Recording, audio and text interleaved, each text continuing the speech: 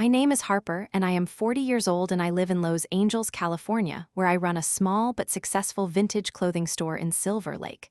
I opened the shop 10 years ago after saving every dollar from working 2 jobs for years. The store is called Threadbare, and it is more than just a business to me. It is my life. It is my dream. It is the one thing I built all on my own after leaving a marriage that drained me dry. I am quiet but proud. I do not need much. I like my routine. I wake up early, I arrange the racks, I brew tea, I greet my regulars by name, I know the history of every dress. I can tell you who wore it, where it came from, what era it belongs to. I am not rich, but I am stable. I am not famous, but I am known, and that is enough. But 2 months ago, everything changed because of him. His name is Derek. He is 42 years old and he is my neighbor. He moved into the building next door and bought the empty lot beside my store with plans to build a luxury gym. He wears tight tank tops even in winter and talks loud on the phone about investors and branding and foot traffic. He said my shop is outdated, that it brings down the block, that I should sell and get out. I told him no. Politely. Firmly, I told him Threadbare is not for sale. He smirked. He said I did not understand real estate, that I was a relic. That people like me do not belong in a rising neighborhood. I ignored him. I kept my head down. But then he started making moves. He put up signs around the lot saying coming soon the Forge Fitness Premium Training Experience. He started construction early in the morning. The noise was unbearable. Trucks backing up at 6 a.m., pile drivers shaking my shelves, mannequins falling over, dresses ripped. I filed noise complaints. I went to the city council. I got temporary stops, but he paid fines and kept going. Then he started a petition to rezone my property so he could expand. He said my store was a fire hazard, that I had no permits, that I was operating illegally. All lies. I have every permit. I passed every inspection. But the city asked for documents. I had to spend time, money, stress, pulling records, then worse, my customers stopped coming. I found out he was paying influencers to post about how dirty and unsafe my store was. He spread rumors online that I sold stolen clothes, that I did not pay taxes, that I was being evicted. My sales dropped by 70%. My rent was due. I could not fall behind. I have employees. I have a life here. I felt helpless. I felt attacked. I felt like I was losing everything I had built. I wanted to fight, but I did not know how. Then I remembered my ex-husband.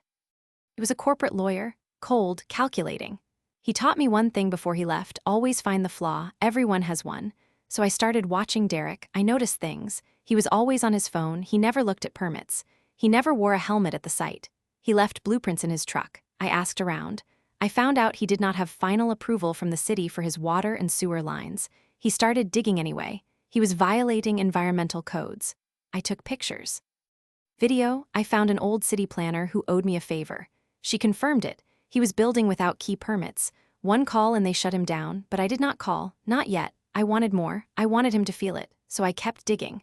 I found out he used a fake address to qualify for small business grants. I found out he lied about community benefits. He promised free classes for seniors but had no plan. I gathered it all. Then one day I saw him argue with a contractor. Loud. Angry, the man walked off. He never came back. I looked up the company. They had done work on schools. They had good ratings. I called them. I told them what happened. I asked if they wanted to file a complaint. They said yes. I helped them. Then I found out he was behind on payments to 5 other contractors. I told them. They filed liens. The gym site froze. No work, no progress, but still not enough. I wanted him to lose it all, just like he tried to do to me. Then I found the biggest flaw. I discovered he never paid property taxes on the lot, not one payment. He had been delaying it with extensions, but it was overdue by $87,000.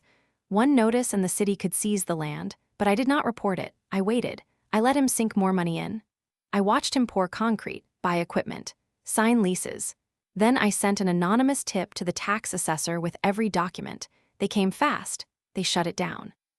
His land was put on auction. I had saved for years. I had a retirement fund. I used it. I bid. I won. The lot is mine. The gym is dead. His investors pulled out. His contractors sued.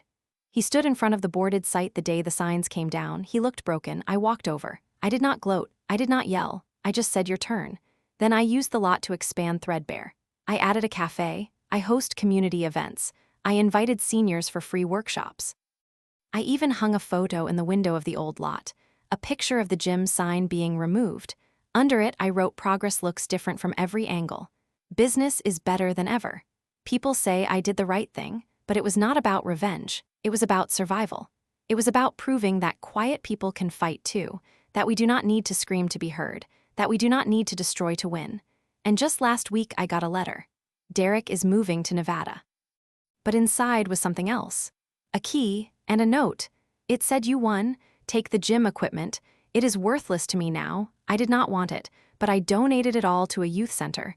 And when I drove away, I realized something. I did not feel joy. I felt peace. And that was better than revenge."